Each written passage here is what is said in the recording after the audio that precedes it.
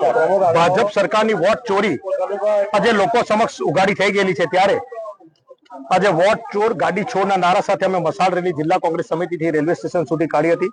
અમને બધાને ડિટેન કરવામાં આવ્યા. બહુ ખરાબ રીતે પોલીસે બિહેવ કરીને અમને બધાને પ્રદેશથી લઈને જિલ્લાથી લઈને તાલુકાથી લઈને કાર્યકર સુધીને ઉંચકીને ગમે તે દશામાં લઈને આવેલા છે. ચાલુ વરસાદમાં પોલીસ સ્ટેશન લઈ આવેલા છે.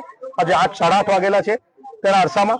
ત્યારે આ વોટ ચોરી કરીને જે સરકાર Narendra Modi prime minister vote ચોરી કરીને બનેલા છે. મને શરમ આવે છે કે ગુજરાત શાંતિપ્રિય છે અને મારા ગુજરાતનો પ્રાઇમ મિનિસ્ટર હતો એ ગુજરાતનો માણસ ચોરી ના કરી શકે. આજે ગુજરાતી છે એવું કહેતા પણ મને શરમ આવે છે કે ગુજરાતનો માણસ ચોરી કરીને આજે વડાપ્રધાન બનેલો છે. બહુ દુઃખદ બાબત છે. અમે અમારા હકની લડાઈ માંગતા હતા. હક વોટ આપવો, એક વોટ એક વોટ એ હક છે. દરેક માણસનો પોતાનો મતાધિકારનો હક છે. એને 4 ને 5 જગ્યાએ વોટ આપવાનો ગુનો બને છે. અને જયારે ક્રિમિનલ જેવી ગંભીર બાબત પીસી કરીને રાહુલજીએ ખુલ્લી પાડેલી છે, સંસદથી લઈને રોડ સુધી ખુલ્લું પડેલું છે કે આ ચોરી કરેલી છે.